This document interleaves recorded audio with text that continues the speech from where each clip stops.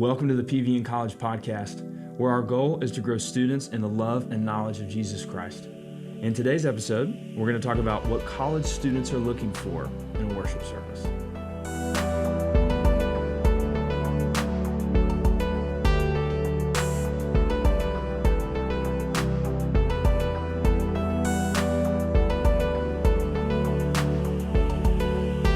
Our guest today is Gabby Agan. Gabby is a double major in psychology and biblical and Christian studies. She's been participating in worship services for almost 10 years at PVN, especially leading musically. She's led worship at multiple churches around Rome and has also traveled to other places to lead worship. Gabby's worked at Worship camps for 3 years, including a trip to Brazil, and also leads worship for that organization. Gabby, welcome to the podcast. Thanks for having me. You're so welcome, Gabby. That's a pretty intense resume for someone so young. Was that accurate? Did I get all that right? Yes, you got all of it right. Yes. Oh my gosh. I was a little nervous about it, I'll be honest with you. So now, psychology and biblical and Christian studies. I know I'm putting you on the spot. What would you like to do? What do you want to be when you grow up, Gabby? What do you want to be? I really would love to work for Worship camps full time. Either work with their events team or their music team. So that's the plan right now. We'll see where it goes after that. For sure. Now, are you a sophomore at Berry? I'm a junior. You're a junior at Berry. Oh my gosh. Unbelievable. Very cool. Very cool. You know, we also had your dad on the podcast a couple weeks ago. Interesting. We did. I did not know that. It was so interesting. We talked about Seinfeld versus The Office. So of course y'all did. You'll have to get his hot take on it. Okay, but that's not what we're talking about today with you. Today we're talking about what college students want in a worship service. And you know, when we say what people want in a worship service, I think there's a difference between what people want. Sometimes there's a difference between what people want and what people need, right? But that's not always the case, right? That's not always the case. Sometimes what we want and what we need are the same thing, which is ideally what you would want, right? So you're a college worship leader.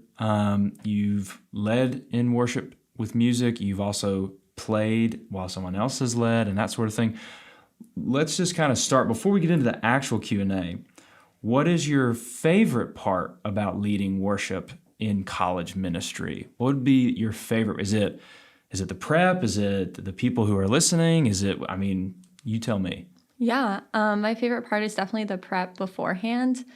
I love taking the time to meet with the team that's working the event and just really digging into the theology of the service and why we're doing the service and the passion and the heart behind it and the people that we're reaching out to and what they need right now. Because ultimately you can craft a worship set, but it's going to be more effective if you're doing it based off of what your community needs. So I definitely, that is my favorite part, is prepping. Well, and that's two of my favorite things is what you just said. So I want to kind of tackle both of those. So one of the things that you said was when we say a worship set, getting ready to do some of the music for the service, you talked about digging into the theology of what's going on.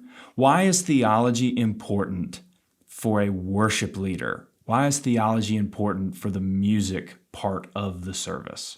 Yeah, so there's always obviously a speaker in a worship service who's speaking and giving the message, but there's also a message to be given through the music that you're playing that ties in to the message, because not everybody can sit down and listen to someone speak and get as much out of it as to where they can get more out of music. I know for me personally, I get more out of listening to music and listening to the words and the theology in it more than just sitting and listening to someone talk. And so I think there's an importance and a value in looking at what the song is saying and what it's portraying in Scripture and making sure it lines up with Scripture. Because there's a lot of really awesome, upbeat songs that necessarily aren't theologically strong. Yeah. As there are other songs that are very theologically strong that may not even be as well known because people are like, I don't really know. It's not upbeat and fun like this one is, so let's just do this one instead. Yeah. But there's also a good balance to be made there as well. Yeah. No, I think that's fantastic. All right, so you want to know, I'm just being curious and nosy at this point, if that's okay. You want to know how a song is doing theologically. Do you have a method? Like maybe there are some people listening who maybe want to be worship leaders or who are worship leaders and are trying to get better at that craft, how do you measure a song's theological accuracy? How do you do that? Yeah, so for a lot of songs, I look it up and I look up the kind of process that it was written through. Because a lot of bands and musicians will include the scriptures that they've based it off of and how they've connected the song to it. So a lot of times I take the time to look into that and basically go to the source of it in the Bible and look at the scripture and see how it lines up. Because there's a scripture that goes with a song called Nothing I Hold On To, and it's almost word for word the same as the verse, but then it digs deeper into it. And just looking and comparing that, because also by doing that, you can lead the song more effectively to the community. So what I'm hearing from you is, like, if you want to make sure a song is theologically accurate, there's not really like a shortcut to it. It just really takes time and research and work. Is that fair? Is that right? Yeah. I mean, ultimately, it's just putting in the time to look at the song and read over the lyrics and say, does this sound right? Have I seen this in scripture before? Even looking it up and seeing where it is in scripture, how the musicians wrote it, and the process behind that. That's awesome. That's awesome. Now, the other thing that I wanted to tackle, and you're doing, this is great considering I didn't text you any of this beforehand. So you said to know the theology behind the music that you're doing, behind the music, a little VH1 reference there to people way older than you. So anyway, but also you said know your community. Can you just share a little bit? I think that's right, and I think that's important. Can you just share a little bit about how knowing your community helps impact the worship service that you put on? Yeah, I mean, ultimately, so Barry, which is where I go, so I can kind of use this as an example. Barry's a very community, heart-driven place. We all care about the people we're with. We all care about how everyone is doing and how everyone is feeling. And so we're more open with what we're struggling with. And it's knowing those struggles in the community that ultimately, so like when we meet and we talk about putting together a service and talking about what should we portray in the next service, we basically talk about the struggles we see in our community. And we're like, people are really struggling with being lonely or feeling anxious right now. Maybe we should pinpoint a place in scripture that discusses this topic and talk about that. And sometimes if it's a really big issue, we will create a series out of it and kind of take different aspects of it and dig deeper into it. But basically, a community is going to have different struggles in it. So it's knowing those struggles or knowing the places that are maybe not necessarily doing so well and digging into those and saying, okay, how can we portray scripture in a way to help this struggle or to encourage people as they're struggling with this? I think that's awesome. So one of my favorite quotes in terms, so you're the music side of it. I like to do the teaching side of it, obviously. And so one of the keys is to what we call to exegete the text, right? To understand what the text is about. And one of my favorite quotes is, a good pastor, and I think you could swap worship leader in here for this too. A good pastor doesn't just exegete the text, he exegetes the world around him. Like knowing the world around him helps him teach the text and apply the text. That sounds like exactly what you're saying musically, right? Yeah, for sure. While we're on here, so you want to know the community as best you can, but let's say you're doing a worship event in a city that you've never been to, but your friend has asked you to come and help out or to lead. So my point is, you may not know the community as well because you're a guest, right? Yeah. How does that impact your song choice, or do you just kind of go with what they're telling you? Like, how do you do it now that you maybe don't get to know the community as well? Yeah, so if I have a friend that maybe goes there, I talk to my friend about what's the atmosphere like here, what is kind of the basis on what the service is going to be about. Is it more just talking about the gospel, or is it more specific on a topic? And based off of that, I'll either go the route of worship music that does a really good job of kind of just touching on the gospel as a whole, or that digs into a specific topic based off of that. So just trying to find some ways to do some more research. And this is super helpful, Gabby, because I think a lot of people think that come on, you're the musician. You just show up and play. You know what I mean? But I know for me, like, it really, and obviously we do it because we're servants, but as a pastor, it does kind of bother me when someone throws it on me of, hey, can you just get up here and say a quick word? And it's like, well, I mean, yes, physically I'm able to, but I haven't prepared anything. Like a lot of thought and effort goes into this. So I guess before we get into the actual question that we wanted to ask, what is maybe a word of encouragement you would use to a worship leader who, especially since you guys are in college, I think those out of college may kind of look at it and say, oh, they're just a college kid. They can just plug and play. Like, obviously, you wish you had time to do some thinking beforehand, but sometimes that just doesn't happen. Can you just talk to them about kind of showing that humility and being willing to serve and do it anyway? Or do you say no? Like, what do you do in that situation? Yeah, I mean, ultimately, I think if you have an opportunity to lead and you're in a place to where you can, you definitely should take it. Something that I do is I always have sheet music of a bunch of different songs that have general topics, but also have specific topics, and I keep them in my guitar case that I know really well. So if I do just out of the blue get asked, hey, can you lead this service? I have kind of a set of music that I know really well that I can just pull out and say, yeah, sure, let's go. And I do that. That's awesome. That's such a good idea. You know, because you hear pastors keep like one sermon in their Bible and that sort of thing. Maybe I need to start keeping sheet music in my Bible so that I'll know. Awesome. Well, okay, so I mean, the question that we have today, and we've already kind of discussed it some, but let's just keep digging a little bit.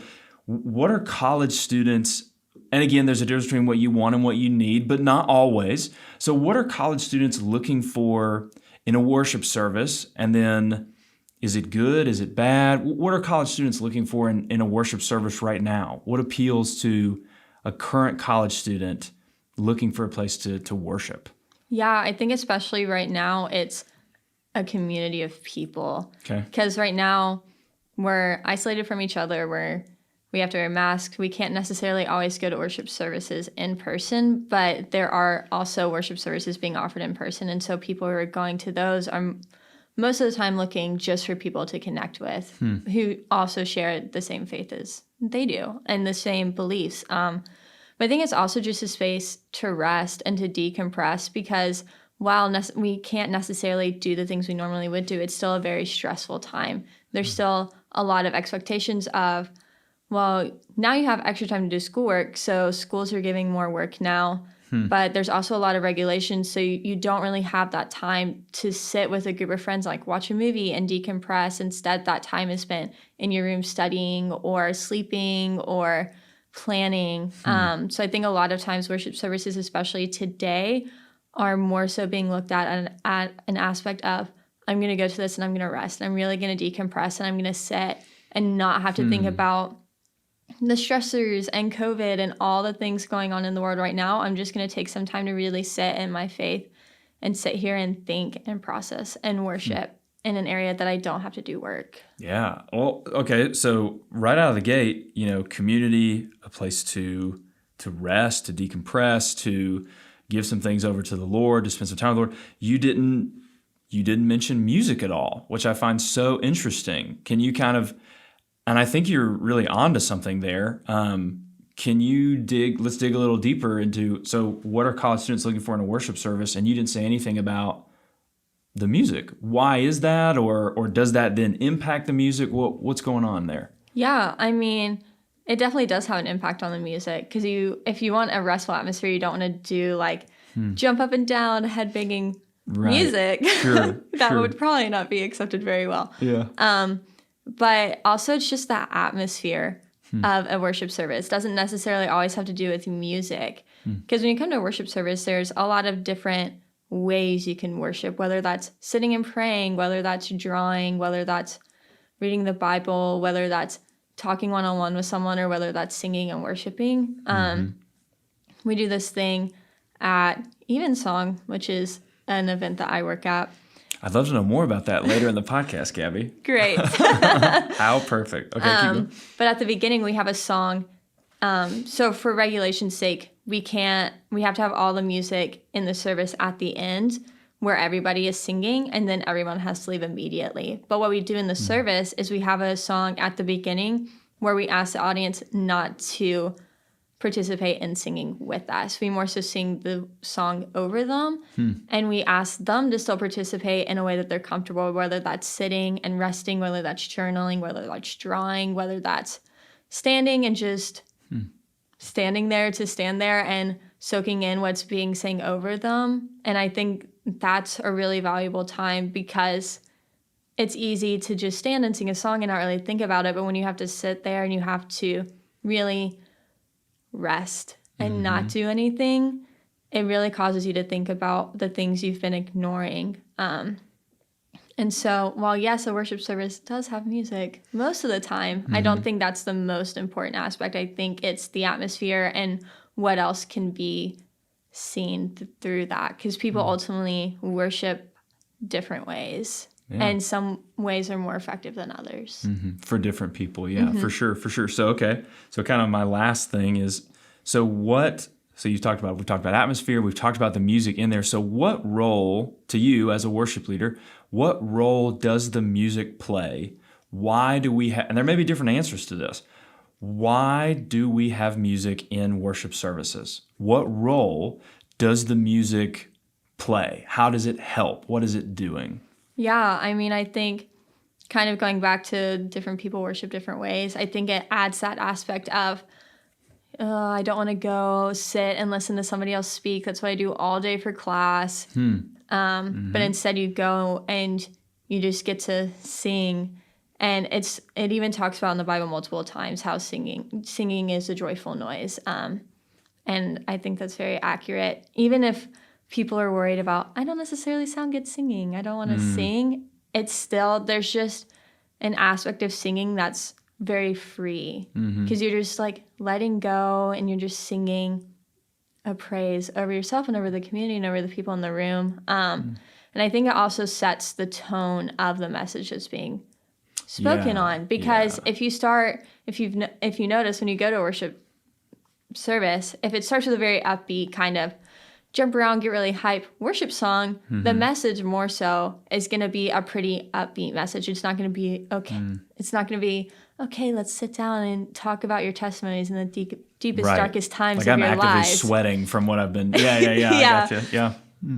As to where if you go to a worship service and it starts with a more contemplative, acoustic song, the set more so has, this message more so has a personal aspect to it. And I think a lot of worship services right now have that more personal aspect, because people are missing that personal connection on a daily basis because of all the regulations and the craziness going on right now. Yeah. No, I think it all the best services are the ones where the music and the teaching work together, where the in my opinion as a teacher, where I like it where the music helps prepare people's hearts for what I'm about to say. It kind of helps the music, like if you picture a barren patch of land, the music helps kind of till up the soil for the seed that the word is about to do. You know what I mean? Like it kind of gets the heart warmed up for what's about to happen.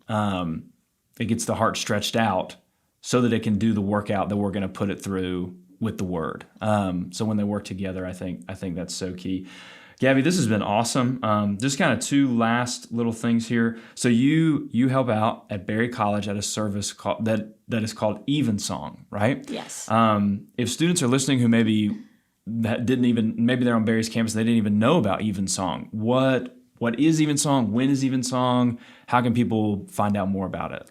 Yeah, so Evensong is a worship service put on by the chaplain's office where I work. It's every Sunday at 7 p.m. And it's a service meant for people to come and rest and to find community. It's an in-person worship service, which is why we love doing it so much, because it kind of brings that community aspect back to Berry that we've been kind of missing a little bit. It is, of course, you do have to social distance, and it is more so of a smaller service, but personally, I look forward to it every single week. It just provides a time to where you don't have to think about school. You don't have to think about everything going on. You can just come and you can sit and think and contemplate and listen to a message and then get to worship. And you get to meet new people. You get to see people that you maybe haven't gotten to see all year. And it's been a really awesome way for us to meet the new freshmen and to get them more involved with worship aspects because they've been coming out. But of course, Evensong, yes, it's my passion. I love Evensong, but also a lot of students can't necessarily come on Sunday nights and 7 p.m.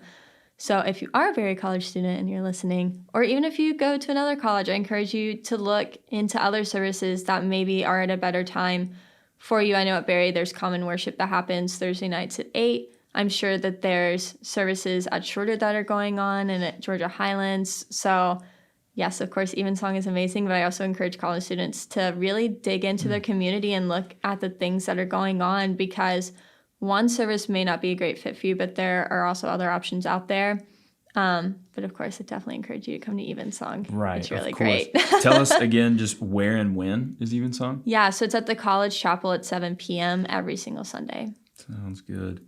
Last thing, Gabby, we kind of do like a further resources section here. Yeah. So what are some bands, as a worship leader, what are some worship bands that you know are biblically based, are theologically sound, both for worship leaders to maybe grab some new songs from, but also just for your everyday person who wants some good music that is theologically accurate? What are 2 or 3 bands that you'd recommend? Or some artists? My go-to is Maverick City Church. Their music is incredible. I love listening to their circle worship sessions. Obviously, they can't really do those right now, but their older ones are incredible. All the songs that I've pulled from them are so theologically sound. They have such a personal aspect to them, and I've always learned so many new things when I listen to their songs. I'm like, wow, I didn't even think about this. Yeah. That's insane and incredible. Jesus Culture, another one of my favorites.